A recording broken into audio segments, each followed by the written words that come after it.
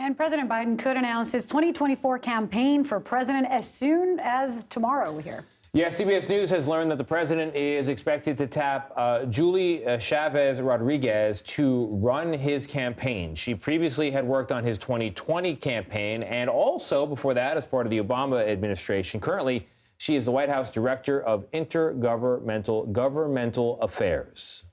Ashley Etienne and Leslie Sanchez join us now. Ashley is a political news a CBS News political contributor, rather, and Leslie Sanchez is a CBS News political analyst and Republican strategist. Ashley, new polling shows 70% of Americans feel that President Biden should not run. That includes a majority of Democrats. Tell us, most of them are saying that age is a major contributing factor to their idea that it's not a good idea for him to run. What's your take? And why do you think that the president seems to be very close to announcing?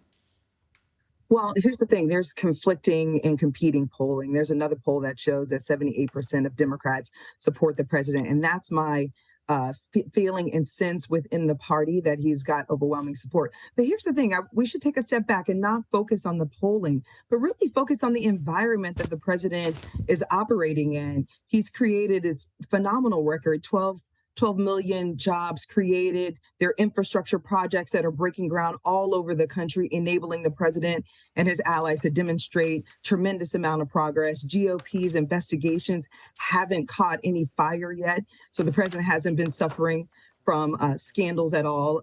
It's a scandal-free administration. But then the last point I'd make is the midterms. There was no red wave, and that was an indictment on former President Trump and the MAGA movement. So I think the president is operating in very favorable conditions. And I think that's where we should focus our attention, not on the polling because it's so early. There's all these conflicting pollings, but it really is the environment in which the president has created and that he's actually operating in that I think is favorable. All right, not showing up in measurable opinion there on that poll, at least, anyway. But Leslie, I want to go to you because Republicans have their own troubles with Donald Trump. He's only 4 years younger than President Biden. And I've talked to a lot of Republicans. This is not scientific, but I've talked to a lot of Republicans, and particularly older Republicans, who are concerned about his age as well.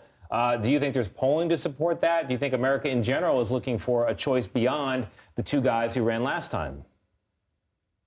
You're definitely onto something, Tony. There's no doubt. And when you speak to some of Trump's most ardent supporters, they will acknowledge that age is a factor. But the alternative is not something they're ready to buy into. They have yet to be inspired by any other candidate they feel that's going to be someone who can match the moment in the way that Trump can. So as long as there is not an alternative, Trump is going to continue to remain at the top of the ticket. And if you look at where he is, he's anywhere between the spread of 15 points to 35 points away from any other viable Republican. Now, it's very early on, but he has the war chest, the name ID, and the fighter spirit. And I'll just end on this part. There was a time in this country where people running for president, a Republican president, would speak to the better angels of our nature. That was the prose, this oracle statesman-like movement. We are far removed from that. It is not in that mold and model that Americans and Republicans are looking for a candidate. They want the fighter, and until they see another fighter, there's going to continue to be a void. And, a possible younger fighter who still calls himself not a candidate is Ron DeSantis. However, he is in full force passing all these bills that are incredibly popular with a further right wing of his party, and that could probably serve a national election. He's now also on a world tour. He's in Japan. Is it appropriate? Is it what's behind these campaigns that are not real campaigns? And should he be making these trips, or is it too much too soon before announcing? Well, I think I'll just step in here. I think it's smart for DeSantis to actually travel abroad because he's right now operating as a one-dimensional candidate, just as a perpetrator of these culture wars. So for him to travel abroad and make a bigger statement about the future of the country, positioning us in the world, I think is to his advantage and really is an incredibly smart move. It'll enable him to appeal to a broader base in the primary, but then in the general election, and sort of round him out as someone more than just someone who's hyper focused on perpetuating these culture wars. So I think it's a smart move for him. Yeah, we'll see. I mean, you can't pick up it's good for David Hasselhoff to be famous in Japan, but I don't know if it helps an American politician. Leslie, I have a question for you about another not quite in the race, but clearly edging toward race ready candidate for president, and that would be Vice President Mike Pence. Robert Costa had a sit-down interview with him that aired over the weekend. I want to play a clip from that and then talk about it. It's almost May. When are you going to decide on whether you are running for the Republican nomination? Well, we're getting awful close, but I don't have anything to announce today, Robert, but Will you make a hard decision by late June? I think anyone that would be serious about seeking the Republican nomination would need to be in this contest by June. What's going on with June, Leslie? What do you think the calculation is?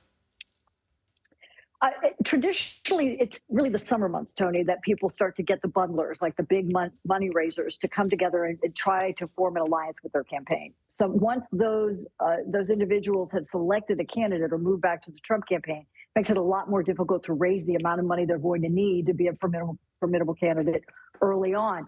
But the dynamics have changed a lot, not only because of the way people can raise money through social media and build coalitions and grassroots to get ready for the primary, but also in terms of what we saw in 2008. It wasn't always the best candidate that was left. It was the last candidate that was left. So some of this could be a little bit of jockeying. Who's going to take the heat? Ron DeSantis, we talked about. Trump is already focused on him. And it allows Pence to quietly be moving up. But let's not forget, Pence is in the single digits right now. He has a long leap. And he almost falls and harkens back to the George H.W. Bush type of statesman like candidate, which is not really the appetite of what Republicans are looking for right now. So June could be an arbitrary deadline, but he has many more challenges than that. Ashley and Leslie, thank you both very much for being here with us. Appreciate it.